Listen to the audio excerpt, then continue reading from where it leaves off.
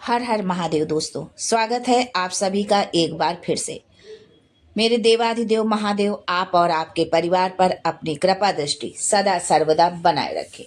दोस्तों, यदि आप अपने जीवन में सुख समृद्धि चाहते हैं, धन वैभव चाहते हैं, अपने जीवन के हर क्षेत्र में सफलता पाना चाहते हैं, व्यापार में तरक्की चाहते हैं, नौकरी में प्रमोशन चाहते हैं, अपने बच्चों का भविष्य उज्जवल बनाना चाहते हैं, तो आप बिल्कुल सही चैनल पर आए हैं।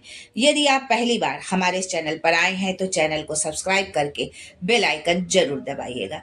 दोस्तों, भगवान शिव का प्रिय महीना सावन शुरू हो चुका है। सावन माह की समाप्ति 9 अगस्त 2025 को शनिवार के दिन होगी। इस साल सावन माह की शुरुआत में ही कुछ शुभ योग मिलेंगे। श्रावण माह की प्रतिपदा तिथि को पूर्वाषाढ़ा नक्षत्र के पश्चात उत्तराषाढ़ा नक्षत्र रहेगा।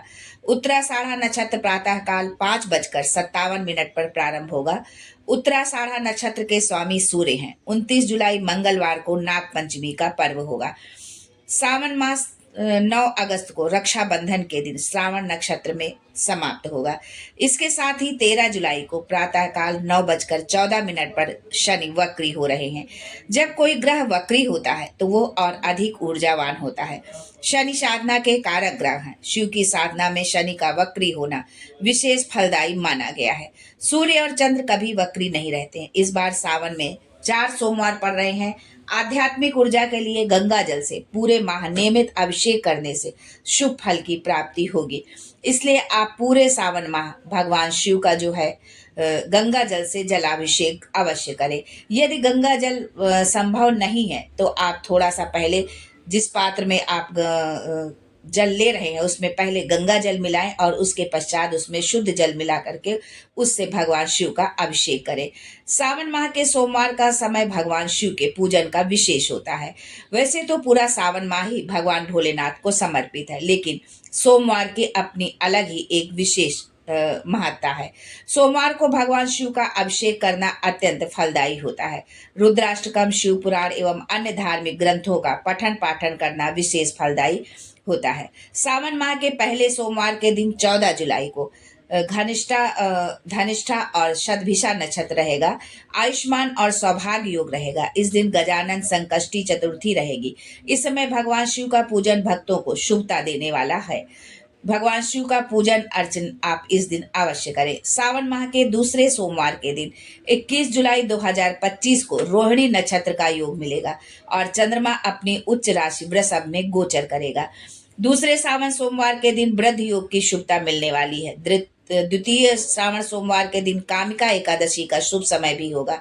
सर्वार्थ सिद्ध योग और अमृत सिद्ध योग प्राप्त होगा। सावन माह के तीसरे सोमवार के दिन 28 जुलाई 2025 को पूर्वा फाल्गुनी नक्षत्र मिलेगा। इसके बाद उत्तरा फाल्गुनी नक्षत्र भी प्राप्त होगा। रवि योग की शुभता रहेगी। श्रावण तृतीय सोमवार के दिन विनायक चतुर्थी का पर्व मनाया जाएगा। सावन माह के चतुर्थ सोमवार के दिन 4 अगस्त 2025 को होगा।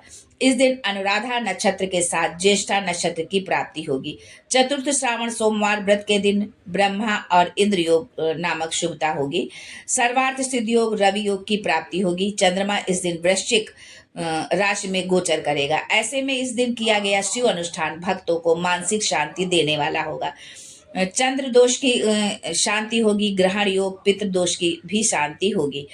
दोस्तों, सावन में जो है कुछ मंत्रों का जाप करना विशेष फलों की प्राप्ति होती है। यदि आप उन मंत्रों का जाप करते हैं ज्ञान वृद्धि और यश और ऐश्वर्य के लिए, यदि आप ज्ञान चाहते हैं, यश और ऐश्वर्य चाहते हैं, तो ओम येम नमः शिवाय मंत्र का जाप करें। आप कोर्ट कचहरी के मामलों में सफलता प्राप्ति के लिए जो है, आप यदि कोर्ट कचहरी के चक्कर लगाते लगाते परेशान हो गए हैं, थक गए हैं, तो आप इन मामलों में सफलता प्राप्ति के लिए इस मंत्र का शिवलिंग के समक्ष 36 बार जाप करें।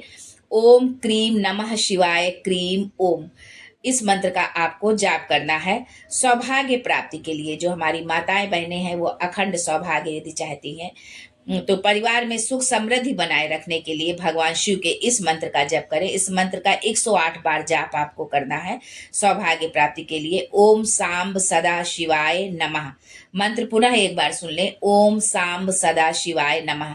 निरोगी जीवन के लिए मंत्र है। अच्छी सेहत के लिए भक्तों को महामृत्युंजय का जाप अवश्य करना चाहिए। माना जाता है कि इस मंत्र के जाप से भक्तों को स्वास्थ्य लाभ मिलता है। ओम होम जूम साह इस मंत्र का आपको जाप करना है। शिवलिंग पर मनोकामना के अनुसार आपको अभिषेक करना चाहिए, यानी किस चीज से अभिषेक करें, किस कामना के लिए। जल से शिव का अभिषेक करने पर दीर्घायु प्राप्त होती है तथा विघ्नों का नाश होता है। दूध से अभिषेक करने पर स्वस्थ शरीर व निरोगी काया प्राप्त होती है, सुंदर काया प्राप्त होती है।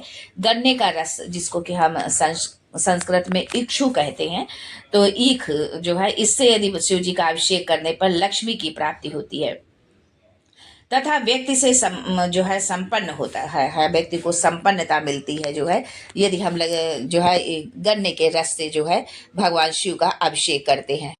दोस्तों, इत्र से यानी कि सुगंधित द्रव्य से अभिषेक करने पर व्यक्ति कीर्तिमान होता है।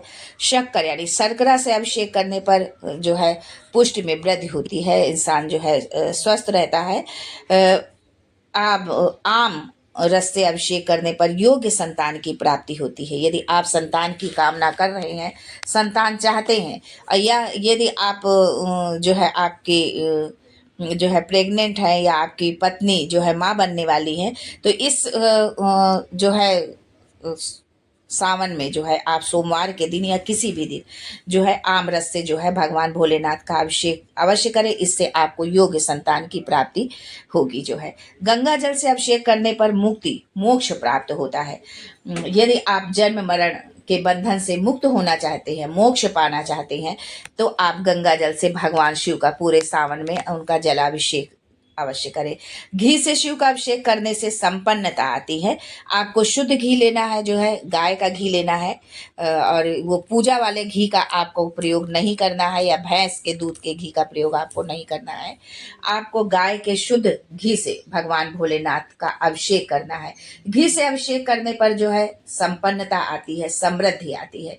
तेल से अभिषेक करने पर विघ्नों का नाश होता है। यदि आपके जीवन में बहुत सारे संकट हैं, बहुत विघ्न बाधाएं हैं, या एक के बाद एक संकट आ ही जाता है, एक जो है संकट समाप्त नहीं होता है, तो कि दूसरा आकर के सामने मुंह फैला करके खड़ा हो जाता है। वो संकट आर्थिक हो सकता है, स्वास्थ्य से संबंधी हो सकता है, कोर्ट कचहरी से संबंधित हो सकता है, घर में विवाद से संबंधित हो सकता है, गृह क्लेश से संबंधित हो सकता है। किसी भी तरह का यदि आपको आपके जीवन में कोई भी विघ्न है, कोई भी संकट है, तो जो है आप तेल से जो है भगवान शिव का अभिषेक करें। जो है सरसों के तेल से श्रावण मास में शिव अभिषेक शत्रुओं का समन करता है।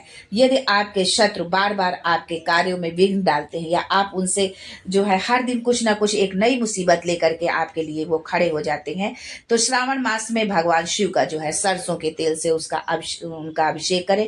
इससे भगवान भोलेनाथ जो है आपके शत्रुओं का दमन करते हैं, उनको नष्ट करते हैं। तो जो भी आपके जीवन में जो भी समस्या है, उस समस्या के अनुसार आप भगवान भोलेनाथ का जो है अभिषेक करें, और जो है यथा योग्य अपनी इच्छा जो है आपकी पूरी हो। भगवान भोलेनाथ आप पर अपनी कृपा बनाए रखे, उनका आशीर्वाद आपको और आपके संपूर्ण परिवार को मिलता रहे। इसी कामना के साथ आज के लिए बस इतना ही। फिर मिलते हैं कुछ नया, कुछ अलग, कुछ अद्भुत लेकर। तब तक के लिए हर हर Mahadev and thanks for watching my video.